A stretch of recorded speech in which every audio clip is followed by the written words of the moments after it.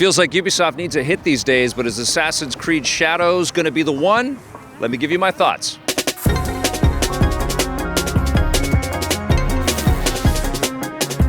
Can you guys believe how many Assassin's Creed games Ubisoft has made? I mean, I've lost count. I don't know. Tell me in the comments how many Assassin's Creed games Ubisoft has made and which ones you love. Which ones are your favorites? I really enjoyed what Ubisoft did with Assassin's Creed Mirage. I like that it was a much more contained experience. That was the last big Assassin's Creed game that we played a couple years ago, and I thought it was pretty damn cool. I found it a little repetitive and maybe not as ambitious as what we had just played with Valhalla and Odyssey and Origins, and those three games were very special and too big for their own good. And so I was very curious, like all of you, to see what Ubisoft Quebec was going to do with Assassin's Creed Shadows, going into feudal Japan for the first time with this franchise, something that we've been kind of asking for as Assassin's Creed fans, I think since day one, right? Like, we should go to Japan. It would be awesome to be a stealthy, sneaky ninja and go and stab people.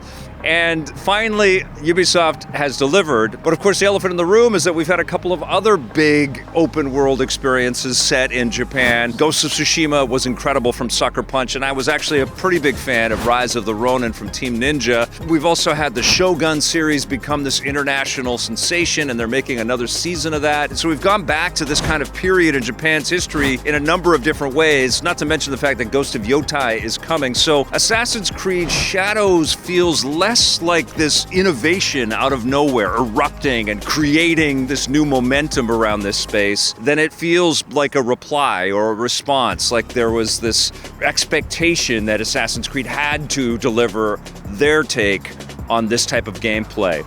And that's unfortunate, because I think had this game come out maybe before Odyssey or something like that, it would have really shaken things up. Because I'll tell you what, this game is really freaking fun. The game is a lot of fun to play. It is overwrought with story. There are so many characters, it became incredibly hard and a little tedious to kind of keep track of everything.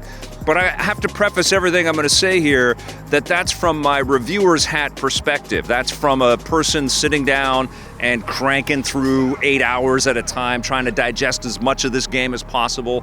And such an unhealthy way to play a game of this size, this magnitude, because it's enormous. But you have a ton of characters that you have to get to know. You also play as two different characters. You play as Naue, who is this lithe, stealthy shinobi. She's just a really incredible sneak and stab kind of character, and it was so fun to play as her. But you also get to play as Yasuke, who's a black samurai, who's based on a real person in the history of Japan. But there's a lot of commotion, a lot of vitriol around how authentic this character feels in a game like this. And I didn't really want to dive into that. These games have never really been an accurate history lesson. They've always been a lot of fantasy. There's always been a lot of sci-fi elements. I mean, you're playing a character in the future who is zapping into people's minds in the past. And there's always been this Forrest Gump-like quality of meeting all of these famous people throughout history in all of these games. And so I never was going to take playing as Yasuke as like some serious threat to me or anything like that. It is a big choice. It's a big swing from Ubisoft. And I didn't honestly really want to play as that character because I love the stealthy elements of Assassin's Creed. And when I played Valhalla, which I also thought was pretty damn impressive, although way too overloaded with gameplay, I preferred trying to be a Viking stealth guy, which did not make sense because it was heads of popping and slicing and slamming and axes, and it was just carnage. You would go on these big battles with people, but I like sneaking into the installations and the forts in Valhalla. That was what I preferred. So you get to do a tremendous amount of that as Naue in Assassin's Creed Shadows, and that is my favorite thing about the game. My favorite thing about this game is how well it plays. It's really freaking fun. It's beautiful.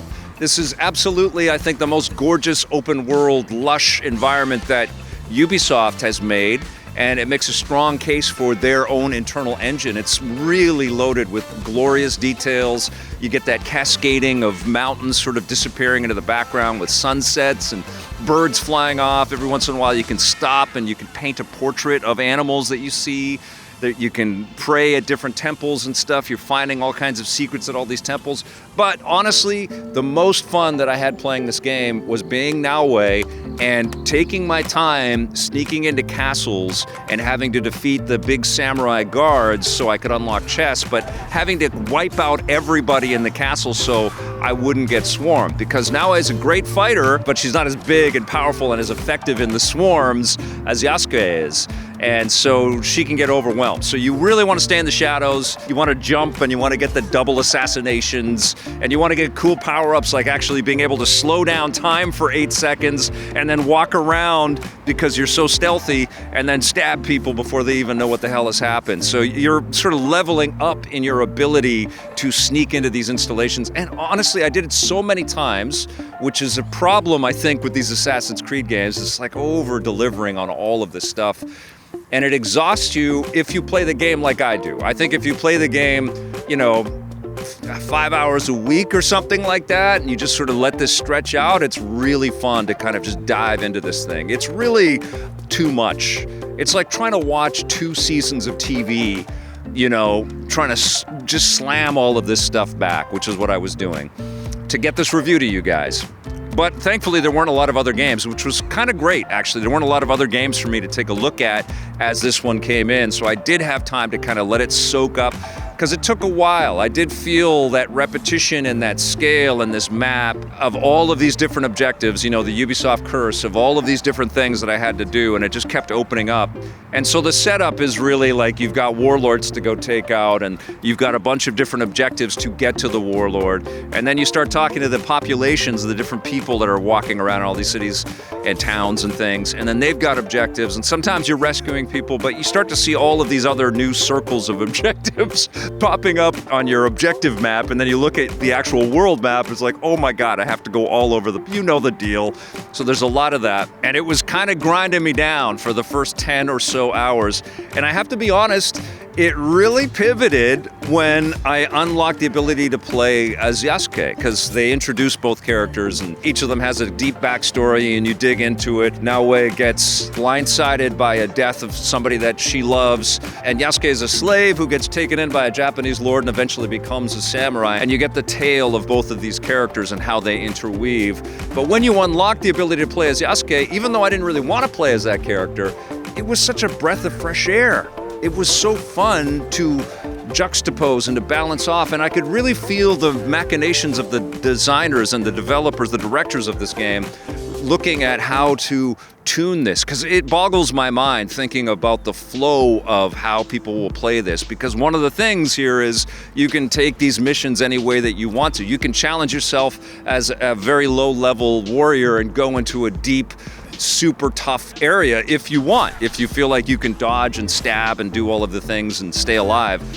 And so people can play this in any order that they want to. So it boggles my mind how you create the flow and construct the flow, but somehow it happened for me. I got that flow. I got the feel of like where we're going with all this, and I was able to bounce between each of the 2 characters. And Yasuke is an ass kicker. He actually does the Kool-Aid Man through doors that are locked, just poosh, and bashes through them. He does the I am Sparta kick, which is so freaking fun. It is honestly one of the most fun things that I've been able to do in a video game in 2025. It's just poof, kick my opponents and they go flying.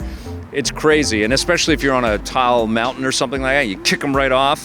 Awesome. Super satisfying. So it was really fun to bounce between these 2 characters. Of course, you're not as limber, you can't climb as well as Yasuke. You don't really have the stealthy tools. You can't see through walls and things like that. It's more about just stabbing and slicing and picking up a guy on your sword or hacking him on the ground, and heads go flying, arms go flying. Like you really just get it's like a therapy session when you play as Yasuke. It's like you had a tough day at work, play as this character for a little while, and just menace the bad guys. Just rip them apart, rip them to shreds. And if you get too swarmed with either of these characters, of course, you're going to take some falls. And, if you do challenge yourself and try to go into a tougher area, good luck with that. There are characters that you'll encounter that will take you out with one sword swipe. But listen, man, I had a really fun time playing Assassin's Creed Shadows. Yes, I do think that Ubisoft overdoes it with these games. I think the sort of 20-hour sort of spec that they went with Mirage is a healthier one for everybody. You know, that was a satisfying game in most respects, but it didn't have maybe the subtleties and the complexities that you get in these more RPG flavored. This feels very much like a midpoint between Mirage and Origins and Odyssey and Valhalla, that sort of huge epic scale. And the combat is tighter and more fun. The animations are cool. Just the flipping and the swinging and the grappling hook animations that you get with Naoe, just a blast. Like, it's just really fun to play. The only thing about it is that there's too much of it and there's too much repetition, but I don't know if that's going to be the case for you if you take your time with this. And then, of course, it's the other competition that exists here. I didn't have as much fun playing this as I had with Ghost of Tsushima, but I don't know if that's because of the pecking order of how I played them. I don't know if it's because that wowed me and that, creation of this feudal Japan era that Sucker Punch created for me blew me away more and surprised me more. So I was less shocked playing with this. But, there's beauty around every turn. I did find that you'd get on a horse and you'd climb up into the mountains. This is like very Skyrim or Tears of the Kingdom too. But I'd be trying to find I wouldn't always take the roads, right? You want a shortcut to your objective. Again, I'm reviewing the game. I'm trying to get through this thing. So I'd try to climb in through the mountains, and then invariably my horse would just get stuck in trees and stuff like that. And I'd have to climb off, and I'm walking and trying to climb up, and you'd be sliding down mountains and stuff. So sometimes the topography is your enemy, and you're trying to figure out how to get to places. There's lots of nice little surprises and secrets and lots of fun stuff to get. You're also unlocking these bases where you can refill on all the tools, and you get blades and shurikens and just all of these cool abilities that you can keep unlocking. There is a tremendous amount of fun in this game. And I don't know if people have exhausted their sort of love for Assassin's Creed. I don't know if people are ready to jump into this new one, or if maybe Ubisoft should have even waited a little bit more and given a little bit more space for Sucker Punch to drop Ghosts of Yotei. I don't know if this game is going to impact people's enjoyment of Ghosts of Yotei. All I can tell you is I had a really good time with this game. There is lots of gameplay for the money in this title, and if you're an Assassin's Creed fan, you're probably going to love it. I will also say that there is no need for Ubisoft to deliver something this big and epic in the Assassin's Creed franchise next year. Take some time off. Make us really crave the next one. Like, really, really crave the next one. Give us a few years or 4 years or something. Like, let us just really, really want it, and then bring us something new in Assassin's Creed. But good job, Ubisoft Quebec. This is a very solid experience. I'm going to give Assassin's Creed Shadows an 8.5 out of 10.